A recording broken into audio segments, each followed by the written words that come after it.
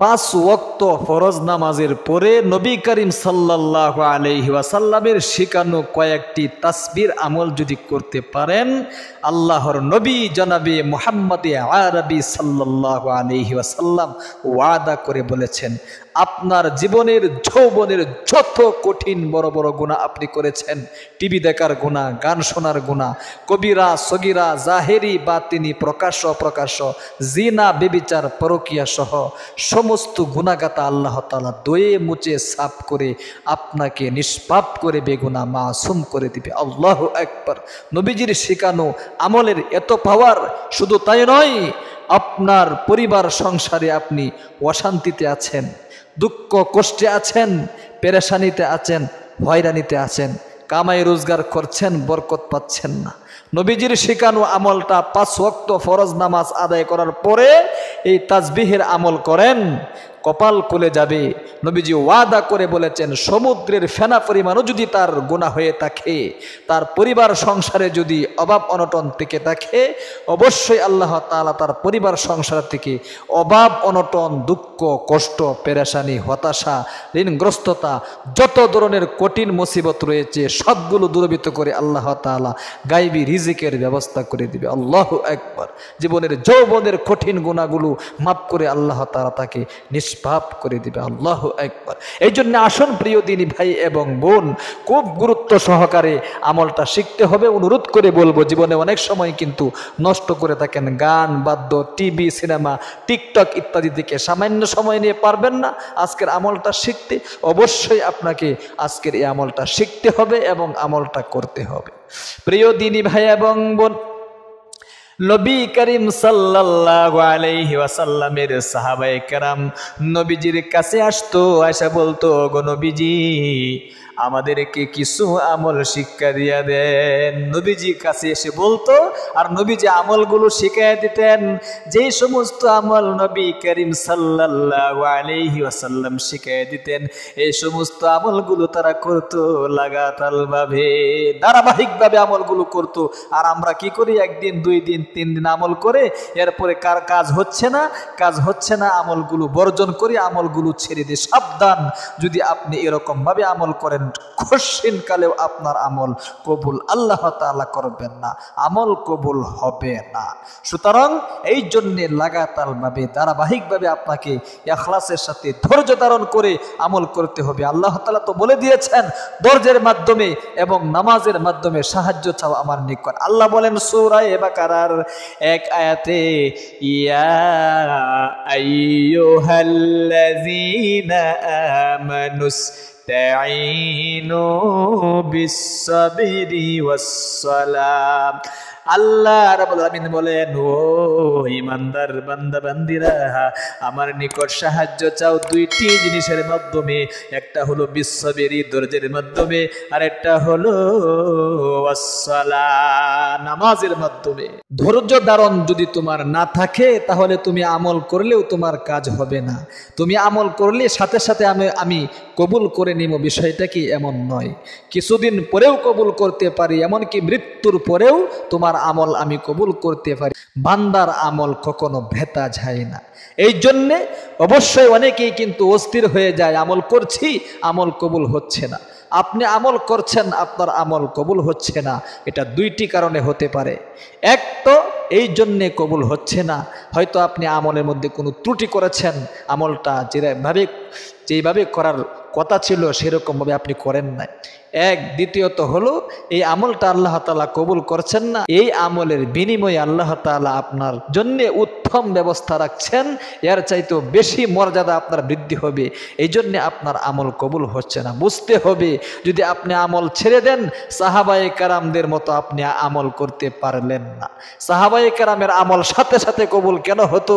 তারা ধারাবাহিকভাবে আমলগুলো করতো, ইখলাসের সাথে, খুলুসিয়তের সাথে, আল্লাহ তাআলার প্রেম ভালোবাসা, নবীজির প্রেম ভালোবাসা অন্তরে জাগিয়ে আমলগুলো করত, যার কারণে তাদের আমল আল্লাহ তাআলা সাথে সাথে কবুল করে নিতেন। আল্লাহু আকবার। প্রিয় দিনী ভাই এবং বোন, এই জন্যে আসুন 5 ওয়াক্ত নামাজ এটা কিন্তু ফরজ। 5 ওয়াক্ত নামাজ যদি না পড়েন তাহলে আমলটা কিভাবে করবেন? আগে তো আপনাকে নামাজ পড়তে হবে, 5 ওয়াক্ত নামাজ আপনাকে পড়তে হবে সময় মতো। নামাজের ব্যাপারে আল্লাহ তাআলা কুরআন শরীফের মধ্যে 82 বার পর্যন্ত সলাত শব্দ উল্লেখ করে আমাদেরকে জানিয়ে দিয়েছেন। এটা কেন? এক বিষয়ের জন্য 82 বার আয়াত নাজিল করে গুরুত্ব বুঝাইছেন আল্লাহ তাআলা। নামাজের গুরুত্ব অনেক বেশি। দুই একটা আয়াত আমি তেলাওয়াত করে আপনাদেরকে শোনাই। আল্লাহ বলেন, হাফিজু আলাস সালাওয়াতি ওয়াস সালাতিল উসতা। আল্লাহ বলেন নামাজের হেফাজত করো, বিশেষ করে মধ্যম নামাজ। এখানে মধ্যম নামাজ দ্বারা উদ্দেশ্য হলো আসরের নামাজ। আল্লাহ বলেন, ইন্নাস সালাতা তানহা আনিল ফাহশাই ওয়াল মুনকার। অবশ্যই নামাজ সমস্ত অশ্লীল এবং খারাপ কাজ থেকে মানুষকে হেফাজতে রাখে। কত সুন্দর আলোচনা, কত সুন্দর কথা। অনেকেই বলে, হুজুর এত লম্বা ওয়াজ করতে হয়। আরে ভাই, ফজিলতগুলো বর্ণনা না করলে আপনি তো আমলগুলো করবেন না, আপনার অন্তরে আল্লাহ তাআলার ভালোবাসা আসবে না।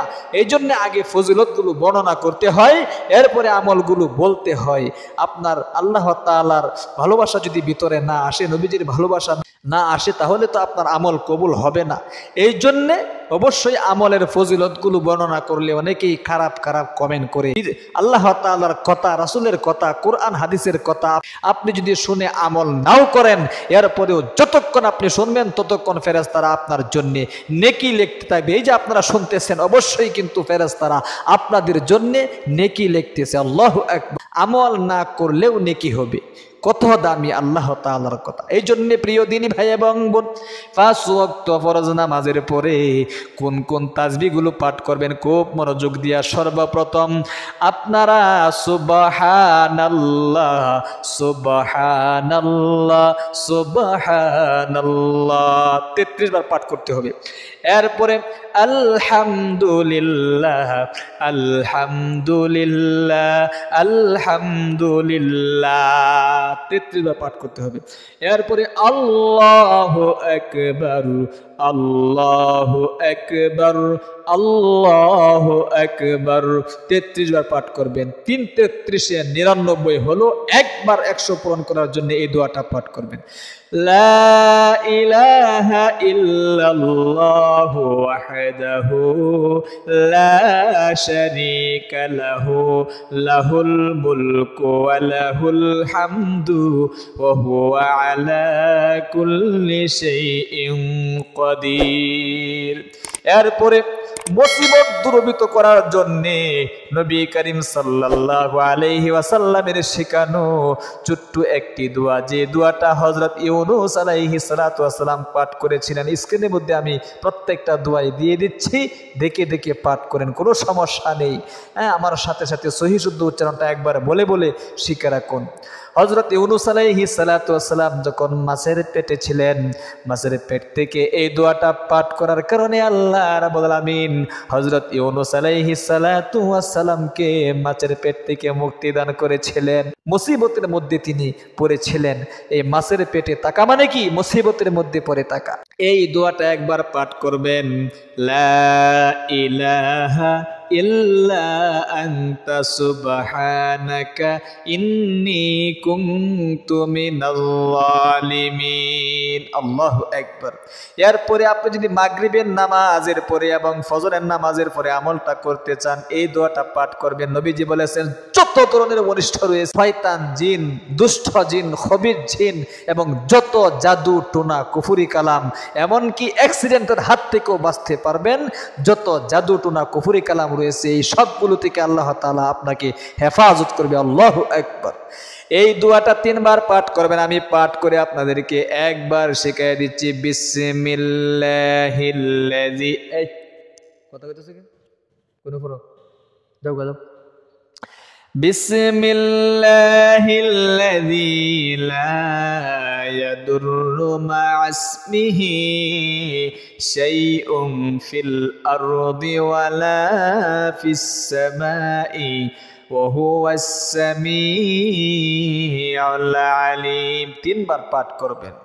এরপরে যদি পারেন সংক্ষিপ্ত মোনাজাত করবেন। ফরজ নামাজের পরে কিন্তু মোনাজাত কবুল হয়। মোনাজাতটা এরকম হয়ে করবেন, আল্লাহ আমি ফরজ নামাজটা আদায় করেছি, যেই ওয়াক্তের নামাজটা আপনি আদায় করেন না কেন আপনি বলবেন আল্লাহ, যদি জোহরের নামাজ আদায় করেন বলবেন আল্লাহ জোহরের ফরজ নামাজ আদায় করে তোমার নিকট আমি মোনাজাত করতেছি, আমার পরিবার সংসার থেকে অভাব অনটন দুঃখ কষ্ট পেরেশানি হতাশা ঋণগ্রস্ততা দূরীভূত করার জন্যে তোমার নিকট চাচ্ছি। দিয়ে যে ওয়াক্তের নামাজই আপনি পড়েন না কেন বলবেন আল্লাহ আমি আসরের ফরজ নামাজ আদায় করে, আল্লাহ আমি মাগরিবের ফরজ নামাজ আদায় করে, আল্লাহ আমি আশারের ফরজ নামাজ আদায় করে, আল্লাহ আমি ফজরের ফরজ নামাজ আদায় করে তোমার নিকট আমি চাচ্ছি আমার কামাই রোজগারে বরকত নেই, ইনকামের মধ্যে কোনো বরকত হচ্ছে না, অবশ্যই কামাই রোজগারে বরকত দান করো, পরিবার সংসারে শান্তির ব্যবস্থা করে দাও, যত ধরনের অশান্তিতে পড়ে আছি পরিবার সংসার নিয়ে সমস্ত অশান্তি দূরীভূত করে দাও। এরকমভাবে আপনাকে আল্লাহ তাআলার কাছে বলতে হবে খুব মনোযোগ সহকারে, ইখলাসের সাথে, খুলুসিয়াতের সাথে।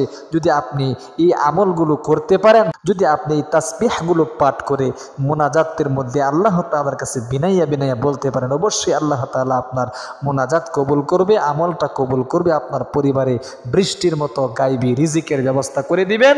চতুর্দিক থেকে গায়বী রিজিক আসতেই থাকবে আসতেই থাকবে। আল্লাহ তাআলা আপনাকে গায়বী রিজিকের ব্যবস্থা না করলে সারাদিন কাম করে মাথার গাম পায়ে পেলে আপনি কষ্ট করে শুধু যাবেন, টাকা পয়সা ইনকাম করবেন, একদিক দিয়ে ইনকাম করবেন, অন্য দিক দিয়ে শেষ হয়ে যাবে। এই জন্যে অবশ্যই নবীজির শেখানো আমলগুলো কষ্ট করে হলেও করবেন।